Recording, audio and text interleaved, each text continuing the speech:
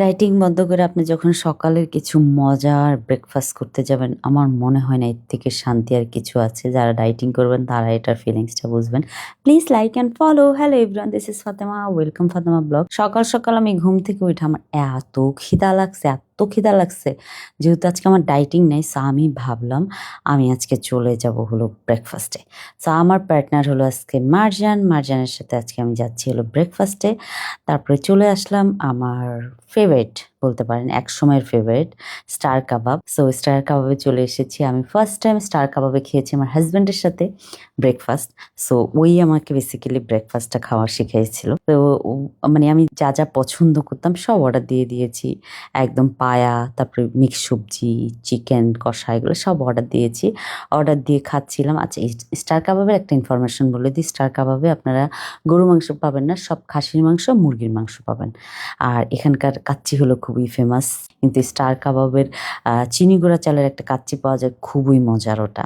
আমি জানি না, আমি অনেক বছর আগে খেয়েছি, সো ইদানিং খাওয়া হয় না, সো জানি না কেমন হবে এখন। তারপর আমরা এই যে ঢং ঢং ঢং ঢং করতে করতে বাসায় চলে আসলাম। আমি একটু বাসায় এসে খেয়ে দিয়ে একদম লুটুপুটু হয়ে গেছে, সো আমি ভাবলাম একটু শুই। এই যে বাচ্চাদের ঘরে কি আর মাদের শোয়ার মতো অবস্থা আছে? এর মাঝখানে আসলো আমার মামি গ্রাম থেকে আমার জন্য হলো দুধ নিয়ে আসলো, প্লাস হলো দেশি মুরগির ডিম নিয়ে আসলো, যেটা হলো তুষে ভরে। এটা আমার আম্মাও করতো। মানে তুষ আপনারা চিনেন কিনা জানি না, চাল যে করা ভাঙানো হয়, ভাঙানোর পরে যে এক্সট্রা যেই ময়লাটা থাকে ওটাই তুষ। তো ওই তুষের মধ্যে করে ডিম নিয়ে আসছে, ডিম যেন না ভাঙে। তো মামানি চলে গেছে হসপিটালে, আর এখানে হলো সায়ান আর যারা মিলে, দুইজন মিলে এই যে দেখো কি করতেছে। মানে তারা এমন ভাব করতেছে তারা একাই সব কাজ করতেছে, কিন্তু কোনো কাজ করতেছে না, শুধু দুষ্টামি করতেছে। আর মামানির লাগেজ নিয়ে বাসার এই মাথা থেকে ওই মাথা, ওই মাথা থেকে এই মাথা খেলাধুলা নিয়ে ব্যস্ত। তো যেহেতু আত্মীয় স্বজন বাসায় এসেছে, সো একটু রান্না করব ভাবলাম। তো এই যে রান্না স্টার্ট করে দিলাম। আজকে অনেক কিছু রান্না করবো। মেহমান আসলে একটু দেখা যায় নর্মালি আমার 3-4 আইটেম থাকে, তারপর এক্সট্রা 2 আইটেমটা বাড়াইয়া দিলাম।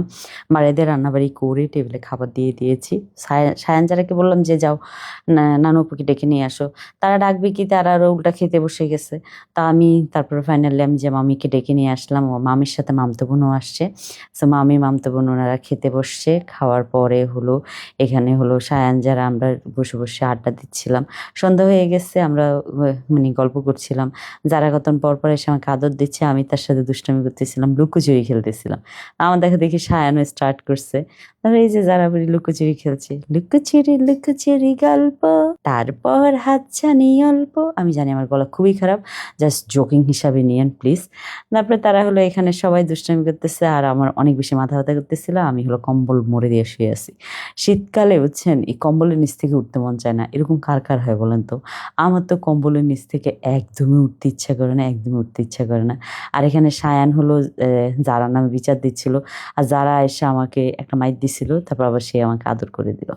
তারপর আমি যারাকে বললাম, যারা তুমি বলে ভাইয়াকে মাইর দিছিলা, বা যারা বলে না মাইর দি নাই, তারপর আবার সায়ানের বিচার দিচ্ছে। যারা দেখছো মামাকে মাইর দিচ্ছে, মানে তাদের এই খুনসুটি গুলো না আমার লাইফে এভাবেই চলে যায়। সো আলহামদুলিল্লাহ সবকিছু মিললে আজকের দিনটা খুবই ভালো গিয়েছে। Thank you so much for watching my video. Bye bye, আল্লাহ হাফেজ।